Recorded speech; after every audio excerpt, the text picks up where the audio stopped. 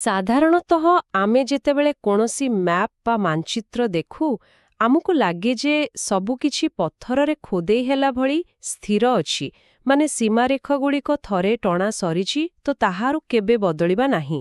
ହଁ ବିଲକୁଲ। ବର୍ଷ ବର୍ଷ ଧରି ବହିରେ ସେଇ ଗୋଟିଏ ଆକାର ଦେଖି ଦେଖି ଆମର ଗୋଟେ ଧାରଣା ହୋଇଯାଇଛି। ଏକ୍ଜାକ୍ଟଲି। କିନ୍ତୁ ଆଜିର ଏହି ବିସ୍ତୃତ ବିଶ୍ଳେଷଣ ବା ଡିପ୍ ଡାଇଭ୍ରେ ଆମେ ଏକ ସମ୍ପୂର୍ଣ୍ଣ ଭିନ୍ନ କଥା ଜାଣିବାକୁ ଯାଉଛୁ।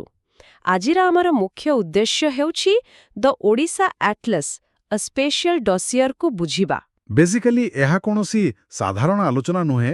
ଆମେ ଆଜି ଏକଦମ ସ୍ଲାଇଡ୍ ଟୁ ସ୍ଲାଇଡ୍ ଏବଂ ଲାଇନ୍ ବାଇ ଲାଇନ୍ ଫ୍ଲୋରେ ଯିବା, ଯାହାକି ବିଶେଷ କରି କମ୍ପିଟିଟିଭ୍ ଆସ୍ପିରେଣ୍ଟମାନଙ୍କ ପାଇଁ ବହୁତ ଫ୍ୟାକ୍ଚୁଆଲ ରହିବ। ରାଇଟ୍।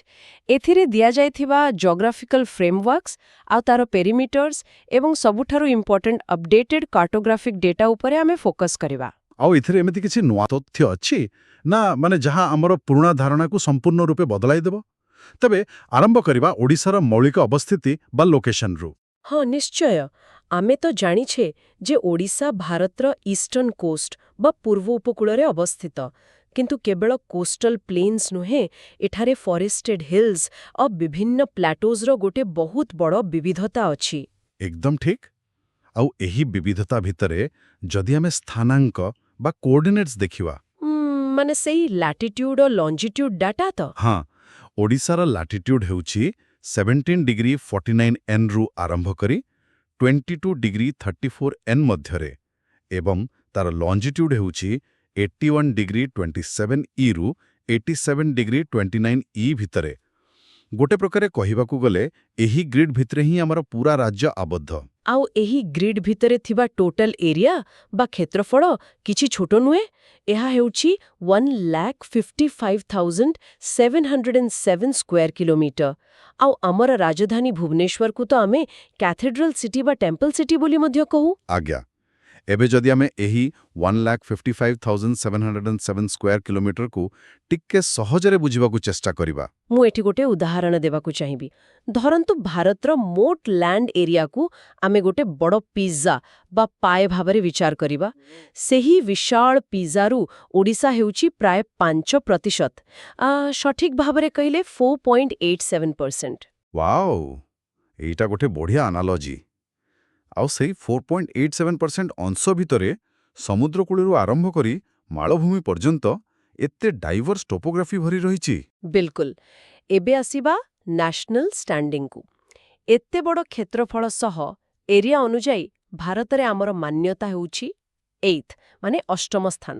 ଆଉ ସେହିପରି ପପୁଲେସନ ବା ଜନସଂଖ୍ୟା ଅନୁଯାୟୀ ଆମେ 11th ବା ଏକାଦଶ ସ୍ଥାନରେ ଅଛୁଁ। ରାଇଟ୍। ଏବେ ଆସୁଛି ସବୁଠୁ ଇଣ୍ଟରେଷ୍ଟିଂ ପଏଣ୍ଟ। କୋଷ୍ଟଲାଇନ୍ ଲେନ୍ଥ ବା ଉପକୂଳେ ରେଖାର ଲମ୍ବ ଅନୁଯାୟୀ ଦେଶରେ ଆମର ସ୍ଥାନ ହେଉଛି 6th। କିନ୍ତୁ ଏଇଠି ଗୋଟେ ବଡ଼ ଟ୍ୱିଷ୍ଟ ଅଛି। ହଁ, ଟ୍ୱିଷ୍ଟଟା ହେଉଛି 2025 ହାଇଡ୍ରୋଗ୍ରାଫିକ୍ ରିଭିଜନ। ଏଇଟା କମ୍ପିଟିଟିଭ୍ ଆସ୍ପିରେଣ୍ଟମାନଙ୍କ ପାଇଁ ସବୁଠାରୁ ଗୁରୁତ୍ୱପୂର୍ଣ୍ଣ ଅପଡେଟେଡ୍ ତଥ୍ୟ। ଏକ୍ଜାକ୍ଟଲି। ମୁଁ ତ ସ୍କୁଲ ବେଳୁ ପଢ଼ି ଆସିଥିଲି ଯେ ଆମର କୋଷ୍ଟଲାଇନ୍ ହେଉଛି 476.4 କିଲୋମିଟର। ଏବେ ନୂଆ ରିପୋର୍ଟ କ'ଣ କହୁଛି? ଜାନୁଆରୀ 2025ରେ ନ୍ୟାସନାଲ ହାଇଡ୍ରୋଗ୍ରାଫିକ୍ ଅର୍ଗାନାଇଜେସନ ବା NHO ଦେହରାଦୁନ ଦ୍ୱାରା ନୂତନ ତଥ୍ୟ ପ୍ରକାଶ ପାଇଛି। ପ୍ରଥମେ ଦେଶର କଥା କହିବି। ଭାରତର ମୋଟ କୋଷ୍ଟଲାଇନ୍ ଲେନ୍ଥ ପୂର୍ବରୁ ଥିଲା 7,516.60 କିଲୋମିଟର, ଯାହାକି ବର୍ତ୍ତମାନ ରିଭାଇଜ ହୋଇ ସିଧା 11,098.81 କିଲୋମିଟରରେ ପହଞ୍ଚିଛି। ଓହୋ, 7,516ରୁ ସିଧା 11,098। ଦ୍ୟାଟ୍ସ ଅ ହ୍ୟୁଜ୍ ଜମ୍ପ। ତାହେଲେ ଆମ ଓଡ଼ିଶାର ଡାଟା ନିଶ୍ଚୟ ବଦଳିଥିବ। ଆଜ୍ଞା ହଁ, ଆମର ଯୋଉ 476.4 କିଲୋମିଟର ଥିଲା ନା, ସେଥିରେ ଏବେ ପ୍ଲସ୍ 98.3 କିଲୋମିଟର ଆଡିସନ ହୋଇଛି, ମାନେ ଯୋଗ ହୋଇଛି। ଆଉ ବର୍ତ୍ତମାନ ଓଡ଼ିଶାର ନୂଆ କୋଷ୍ଟଲାଇନ୍ ହେଉଛି 574.7 କିଲୋମିଟର। 574.7 କିଲୋମିଟର ମାନେ ଏଇଟା ହିଁ ବର୍ତ୍ତମାନ ଆମର ନ୍ୟୁଲି ସର୍ଭେଡ୍ ମ୍ୟାରିଟାଇମ୍ ଏଜ୍। ବିଲକୁଲ। କିନ୍ତୁ ମୋର ଏଠି ଗୋଟେ ଡାଉଟ୍ ଆସୁଛି, ଯାହା ବୋଧହୁଏ ଅନେକଙ୍କ ମନରେ ଆସୁଥିବ। ଏହି ଯୋଉ 98.3 କିଲୋମିଟର ବଢ଼ିଗଲା, ମାନେ ହଠାତ୍ ସମୁଦ୍ର ଭିତର ନୂଆ ଜମି ବାହାରି ଆସିଲାନି ତ? ନାଇଁ ନାଇଁ, ଭୂମି କେଉଁଆଡ଼େ ଯାଇନି କି ଆସିନି। ଏହା ମୂଳତଃ ଉନ୍ନତ କାର୍ଟୋଗ୍ରାଫିକ୍ ମାପ ଏବଂ ବୈଷୟିକ ଜ୍ଞାନକୌଶଳର ଫଳାଫଳ, ଯାହାକୁ ଆମେ କୋଷ୍ଟଲାଇନ୍ ପ୍ୟାରାଡକ୍ସ କହୁ। ଆଚ୍ଛା, ମାନେ ସେ ଦୌଡ଼ି ଆଉ ସ୍କେଲ ଉଦାହରଣ ଭଳି ନା ଯେମିତି ଯଦି ଆମେ ଗୋଟେ ବଙ୍କା ଟଙ୍କା କୂଳକୁ ସିଧା ସ୍କେଲରେ ମାପିବା ତେବେ ଛୋଟ ଛୋଟ ବାଙ୍କଗୁଡ଼ିକ ଛାଡ଼ି ହୋଇଯିବ କିନ୍ତୁ ଗୋଟେ ଫ୍ଲେକ୍ସିବଲ୍ ଦୌଡ଼ି ବା ଷ୍ଟ୍ରିଂ ନେଇ ପ୍ରତ୍ୟେକଟି ମୋଡ଼ ଦେଇ ମାପିଲେ ଲମ୍ବ ଅଧିକ ବାହାରିବ। ଏକ୍ଜାକ୍ଟଲି ସେଇଆ। ପୂର୍ବରୁ ମାପ୍ର ରେଜଲ୍ୟୁସନ୍ କମ୍ ଥିଲା, କିନ୍ତୁ ଏବେ ଆମର ଆଡଭାନ୍ସ ସ୍ୟାଟେଲାଇଟ୍ ପ୍ରତ୍ୟେକଟି ସୂକ୍ଷ୍ମ ବାଙ୍କ, ମୁହାଣା ଏବଂ ଖାଲଢିପୁକୁ ନିଖୁଣ ଭାବରେ ମାପିପାରୁଛି। ସେଥିପାଇଁ ଏହି ପ୍ଲସ୍ 98.3 କିଲୋମିଟର ବୃଦ୍ଧି ହୋଇଛି। That makes sense. ଆଉ ଏ ବିସ୍ତାରିତ କୋଷ୍ଟାଲ ବାଉଣ୍ଡ୍ରିଜ୍ର ମ୍ୟାପିଂ କେମିତି ହୋଇଛି, ମାନେ କେଉଁଠୁ କେଉଁ ପର୍ଯ୍ୟନ୍ତ? ଆମର ଉତ୍ତର ପୂର୍ବ ବା ନର୍ଥ ଇଷ୍ଟରେ ଏହା ସୁବର୍ଣ୍ଣରେଖା ଏବଂ ଚାନ୍ଦବାଲିଠାରୁ ଆରମ୍ଭ ହେଉଛି। ତାପରେ ଦକ୍ଷିଣ ପଶ୍ଚିମ ବା ସାଉଥ୍ ୱେଷ୍ଟରେ ବ୍ରହ୍ମଗିରି ଆଉ ଚିଲିକା ହ୍ରଦ ଦେଇ ଯାଉଛି ଏବଂ ଶେଷରେ ପୁରା ସାଉଥ୍ରେ ଏହା ଇଚ୍ଛାପୁରମ୍ ପର୍ଯ୍ୟନ୍ତ ବିସ୍ତାରିତ। ୱାଓ, ସୁବର୍ଣ୍ଣରେଖାଠାରୁ ଇଚ୍ଛାପୁରମ୍।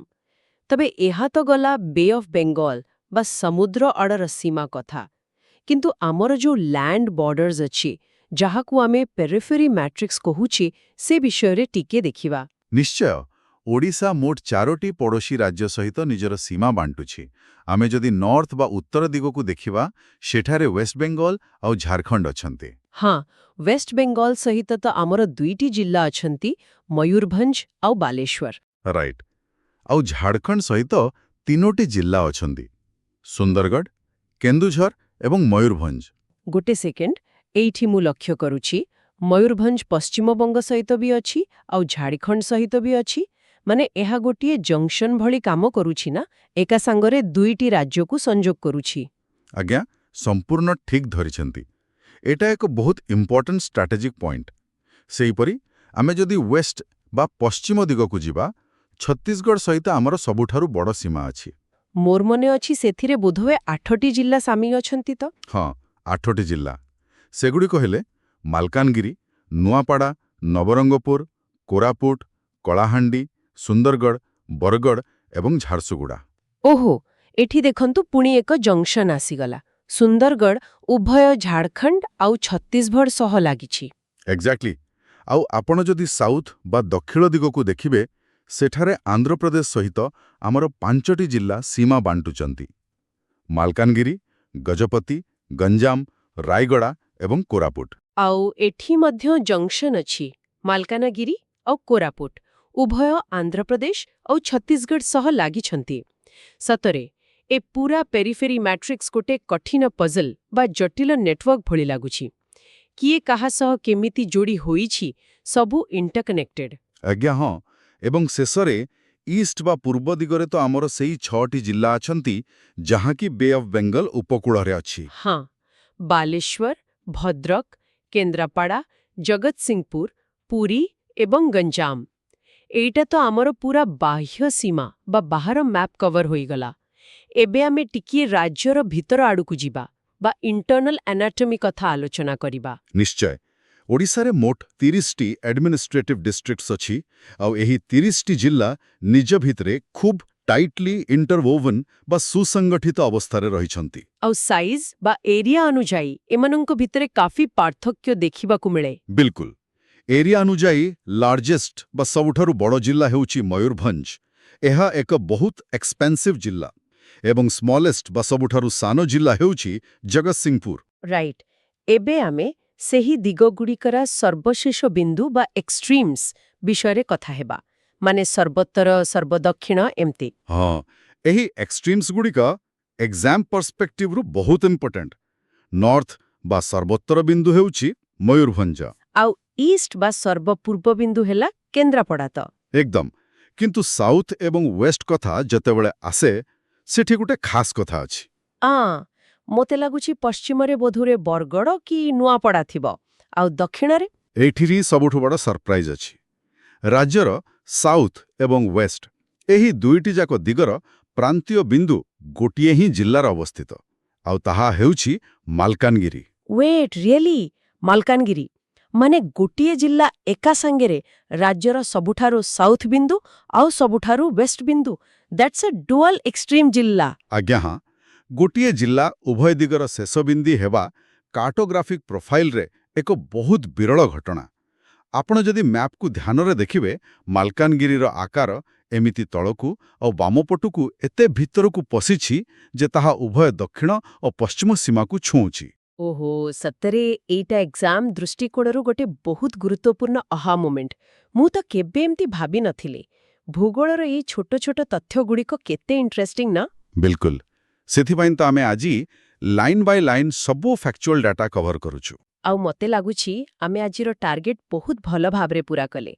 ଏବେ ଯଦି ଆମେ ଏହି ପୂରା ଆଲୋଚନାକୁ ସମରାଇଜ୍ ବା ଏକାଠି କରିବା, ଆମେ ଦେଖିଲେ ଯେ କିପରି 1,55,707 ସ୍କୋୟାର କିଲୋମିଟର ମଧ୍ୟରେ ଏହି ବିଶାଳ ଭୂଖଣ୍ଡ ବ୍ୟାପ୍ତ ହୋଇଛି। ହଁ, ଆଉ ଜାତୀୟ ସ୍ତରରେ ଆମେ 8th, 11th ଏବଂ 6th ମାନ୍ୟତା ରଖିଛୁ। ଏକ୍ଜାକ୍ଟଲି। ଆଉ ସବୁଠୁ ବଡ଼ ଅପଡେଟ୍ ହେଉଛି NHOର 2025ର ରିପୋର୍ଟ, ଯାହା ଅନୁଯାୟୀ ଆମର ନୂଆ ମେରିଟାଇମ୍ ଏଜ୍ ବର୍ତ୍ତମାନ 574.7 କିଲୋମିଟର ହୋଇଯାଇଛି। ଏବଂ ଶେଷରେ ଆମର 30ଟି ଜିଲ୍ଲାର ଜଟିଳ ପେରିଫେରି ମେଟ୍ରିକ୍ସ କଥା ତ ଆମେ ଆଲୋଚନା କଲେ ହିଁ କଲେ। ସମ୍ପୂର୍ଣ୍ଣ ସଠିକ୍। କିନ୍ତୁ ଶେଷ କରିବା ପୂର୍ବରୁ ମୁଁ ଗୋଟେ କଥା ଉପରେ ଦୃଷ୍ଟି ଆକର୍ଷଣ କରିବାକୁ ଚାହିଁବି। ଆମେ ଯେଉଁ ଏହି +98.3 କିଲୋମିଟରର ନୂଆ ଉପକୂଳ କଥା କହିଲେ, ହଁ, ଏହା କେବଳ ଆଟ୍ଲାସ୍ ବା ବହିରେ ମ୍ୟାପ୍ ବଦଳାଇବ ନାହିଁ।